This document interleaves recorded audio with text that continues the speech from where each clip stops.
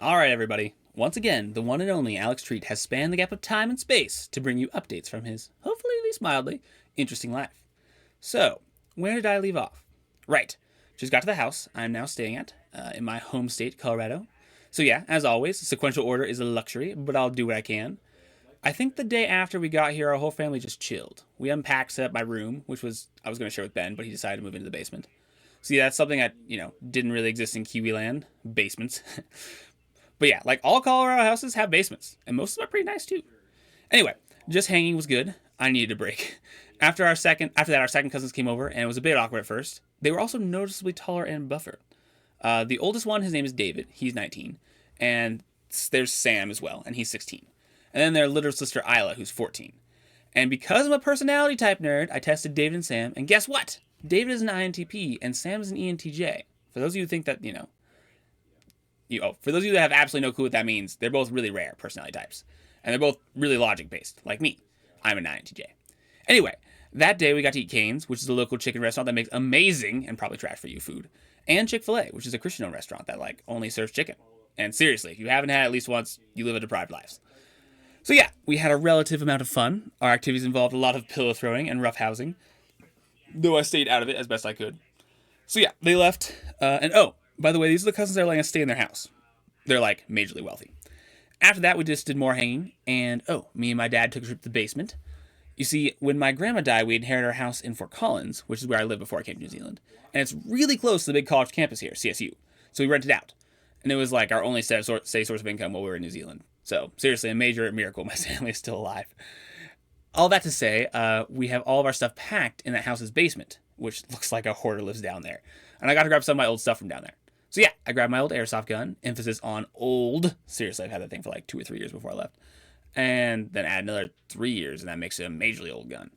But, more importantly, I got my Lego.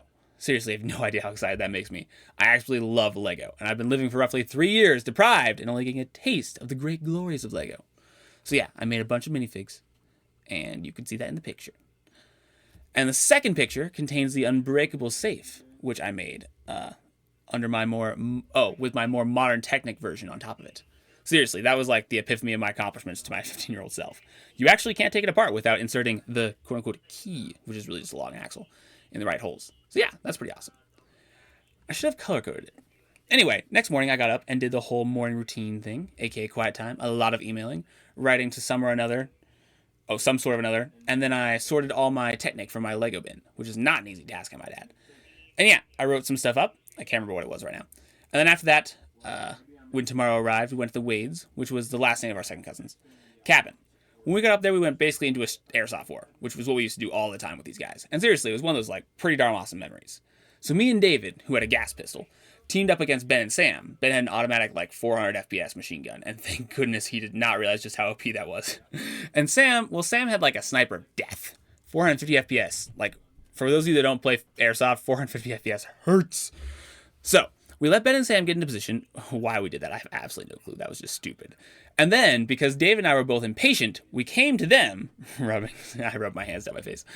Yes, in hindsight, attacking two people with a 400 FPS auto and a 450 FPS sniper may not have been such a good idea, but we didn't really think this through. So Ben and Sam took up positions in this rock pile by a frozen lake. Did I mention it was cold? Well, let me tell you, it was more than cold. It was cold!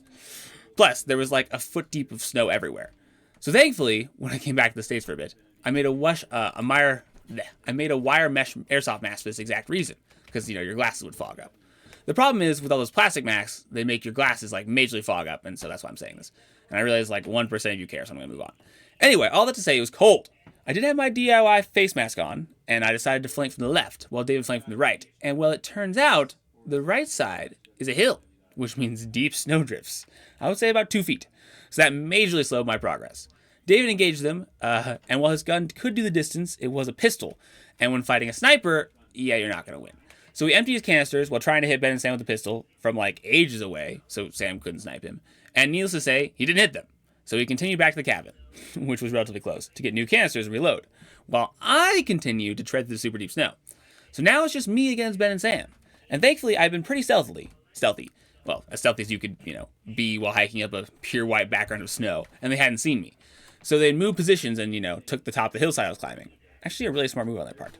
So then I got this perfect spot, like 30 yards away from great cover. And yeah, then they saw me, and I'm in a great spot. And have you ever thrown a paper airplane? It's just like flying fine, and then out of nowhere, just nosedives and explodes in a ball of fire. Yeah, that's what my BBs were doing. Well, minus the exploding in a ball of fire part. Oh, and to make matters worse, my gun was so old, the auto and semi-auto both weren't working. So here I am with a 300 FPS single shot gun against a 400 FPS sniper and a 400 FPS auto. What do? I get closer. There was a single rock that was just big enough for me to hide behind if I held into a ball. So I broke cover, bolted as much as one can bolt while running through snow to the rock. And, now they've seen me, of course. And to make matters worse, my gun still can't reach. So we just sit there for a bit, me lobbing BBs and hoping by some miracle they get hit while Sam's trying to snipe me and getting really close. And then Ben, he's just chilling and watching for David. Oh, right, David made it back by now. And I tried to signal him to come up the round because, when I was in my great spot, they hadn't seen me and they didn't have a way to yell. But he thought I was just saying Ben and Sam were still where they used to be. So he's way down by the lake, advancing super cautiously to a place where Sam and Ben were a while back. And, now I'm just face-palming on the hillside. So yeah, Ben's just watching him hide behind a tree and, looking for his movement. And then around this time, Sam decides to flank me. And I'm like, uh-oh. Because if, you circle around the rock, then Ben can unleash a hail of BBs because I'm no longer cover. So yeah, my cover isn't cover anymore. And so I bolt back to my old spot and amazingly did not get hit. Well, I tried to shoot Sam, and big surprise, the BBs didn't reach. And then Sam, having scared me off, goes back to his little bunker with Ben, and I just yell and tell David where they are, because they knew where I was at this point in time. So finally, David is at least a little helpful, and starts advancing on the right. So, the good soldier I am, I drop down the hill, so I can't be sniped, and start flanking on the left. Well, Sam, having figured out just how pathetic my gun is, just walks out in the open and starts shooting at me. Do you know how annoying it is when the other person is right there, but you can't do anything about it? Ugh, really annoying. So I retreat, and I'm frantically trying to run through 2 feet of snow back to my good cover spot while Sam is shouting at me with, or shooting at me with that blasted sniper. And yeah, it's a long trek back to my cover. Yet by some miraculous coincidence, I managed to not get hit. Sam said at one point, a BB was perfectly on target for my head and was just about to hit me when I tripped and it missed. So finally, I make it back to my cover, breathing super hard. And I had to the pants I put on to cover my fluorescent yellow pants were utterly destroyed because the hillside was just covered in snow. I was running through branches and stuff.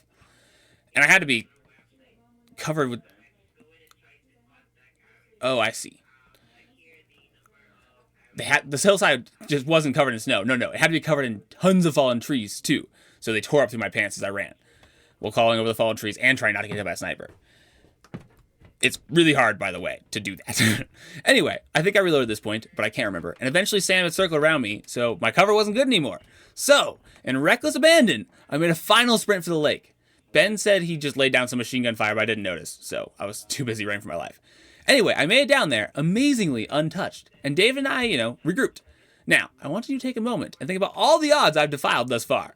Seriously, the fact that I've not been shot is nothing short of a statistical miracle. Now, I switch to Sam's perspective. Sam growls. How on earth did I not hit him? He stares at Alex from across the lake, at least 50 yards away. He sighs and lines up a shot. Might as well, he thinks. He pulls the trigger and then continues to walk up his hill back to the position for David and Alex's next attack. Slowly, Alex raises his hand and lowers his head. Hit, he yells. Do you know how maddening that is? All that I went through, all that I survived, only to be hit by a fluke shot from over 50 yards away. Leans his head back in exasperation. I'm going to need counseling or something.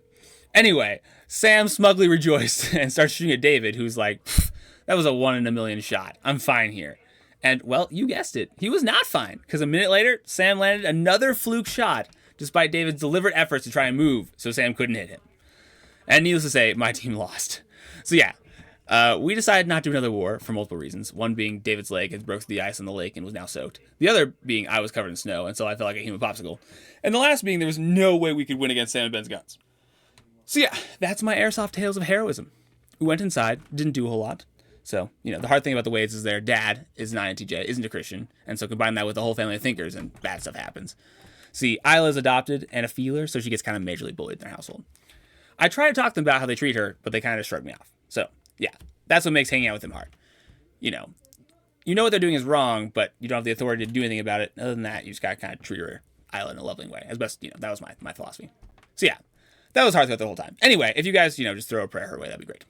The other notable and fun thing we did that day, though, was we played a lot of Spotlight Hide and Seek. So me, Sam, and Ben all went out and hid in the snow, while David took a super strong spotlight and tried to find us.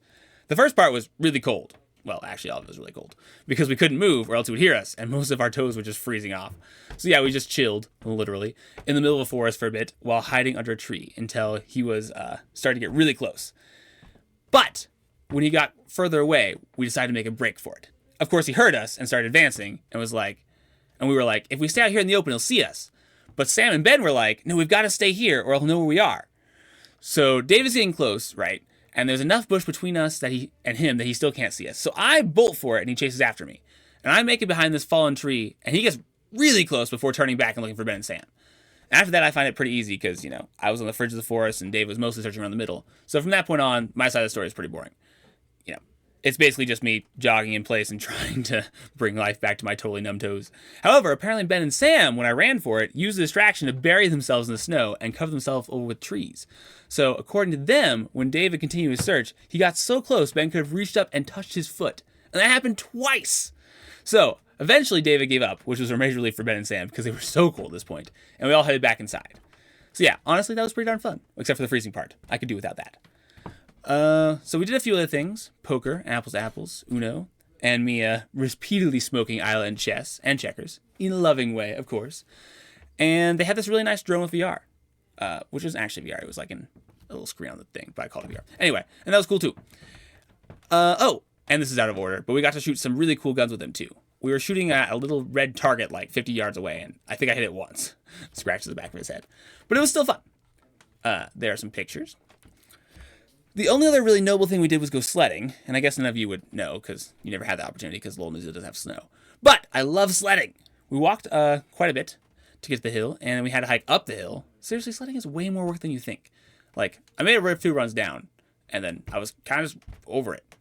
My dad caught it on video, though, and one time I was going a bit too fast at the bottom, and I hit 2 stumps, which majorly bruised my butt. Yeah, I was kind of done after that. I'll put the video below.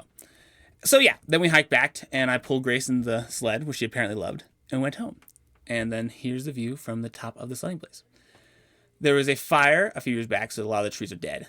But, such as Colorado. Sorry, I know this email's getting long. Well, longer than it normally is. And there isn't a ton more stuff that happened, so it shouldn't take too much longer. Anyway, when we got home, I crashed at some point. And then the following days, I did like a 1.5-mile run and died. And yes, I realize that's pathetic. What else? Oh, I sorted through all my gray Lego bin. Again, a time-consuming endeavor. And I started to build a Lego castle with it. I'll have a picture of that when it's done. Basically, everything in between that was spent emailing you guys, writing biblical papers, researching jobs and college, or building Lego. And the times when I've started... there have been times when I've stared at a screen so long that I thought my eyes would just fall off my head. And I also went to a meeting at my old school, the one I went to as a freshman, to see if I could finish my senior year there, and with them. And then just like every other school, they said I can't join this late in the year. And I have to wait for the start of the next school year, which, I'm not complaining. Who doesn't want 5 months of no school? But all that said, going back there really made me start freaking out about the future. You see, as a freshman, I would worry a lot. I think it may have been classified as anxiety, honestly. So, I don't know, just going back to that place put me in that rhythm again. And yeah, God's been helping me out of it. I can't say I'm totally normal, though. And one quote I heard when I was at Bethel had a really, inspiring effect on me lately. The speaker, I can't remember who, said, "To fear is to imagine a future without God." So, whenever you start worrying, think of this. And remember, no future, no matter what happens, won't have God beside you. And that means no reason to fear. I don't know. It's helped me. Anyway, coming to today, I've realized I've actually been failing to some degree. Not in my time usage. No way. I've been using my time extremely well. But that's kind of the problem. Ever felt like God's calling you to do something and you just got so caught up on doing it that you forgot why you were doing it? Yeah, well, that's basically what happened to me. Sure, I've had my quiet times. I'm using my time well. I'm writing biblical papers. But my focus has been doing on those things rather than thinking about who I was doing those things for. So yeah, yesterday was a bit of a reality check for me. And I think I'm on the right path again, at least for a while. Still praying for you guys, and thanks for keeping me updated. Well, most of you. And if you want 17,000 words of notes on apologetics, I'm your guy. Oh, one more thing. I have a friend who showed me this guy who predicts earthquakes with scary accuracy. And I've been talking with him, and he's really cool. So if you guys want to get on his emailing list, just let me know. Don't die, and send an email. Talk to you guys soon.